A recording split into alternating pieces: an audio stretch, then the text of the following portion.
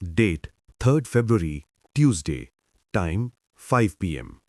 At this time, on the Mumbai-Pune Expressway at Adhoshi Ghat, a tanker carrying propellant gas overturned, causing a huge commotion. As soon as the highway police received the news, they immediately closed the lane going towards Mumbai, and from that point onward, a massive traffic jam began. Okay, the tanker has overturned, so what? Lift it with a crane and clear the road. Such reactions were being heard, but the people saying this did not understand the seriousness of the situation. This is an attempt to explain exactly that. Common people are familiar with petrol tankers moving on the roads, but the tanker that overturned that day was a propellant gas tanker. If a petrol tanker overturns, clearing it is relatively easier because petrol is visible to the eyes. Petrol does not spread very far and it also has a smell. But with propellant, it is the complete opposite. Propellant gas is invisible, it silently mixes into the air. Once mixed, it spreads everywhere with the wind. And most importantly, this gas has no smell. In short, a propellant gas leak is an invisible bomb. All of us must have experienced a small static electric shock when we get up suddenly after sitting on a chair while wearing a sweater. Even such a tiny static charge is enough to cause a propellant gas explosion. That is why, even though a crane was available at the spot, the tanker was not lifted immediately. Because even a little friction could have turned everything into devastation.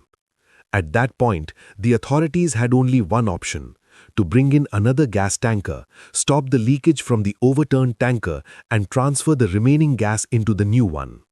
The empty tanker that was brought also had to be suitable for carrying propellant gas and meet the required safety standards. After that, experts from the company that owned the tanker had to be called in. Meanwhile, alternative traffic arrangements had to be made, onlookers had to be pushed back to create a safety zone, the fire brigade had to be kept on standby, and the NDRF team had to be called. As night fell, the danger increased even more. Since the tanker was near a tunnel, the tunnel itself became like a huge cylinder. If even a small spark had occurred at the other end of the tunnel, the gas could have ignited and at least a 5-kilometer radius could have been blown apart by an explosion.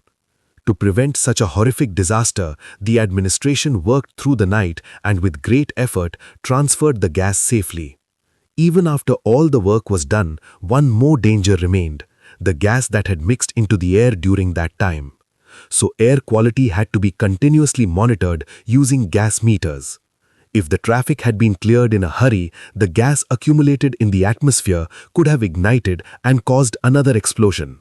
Therefore, only after the air quality improved after several hours was the final tanker lifted and the road reopened for traffic.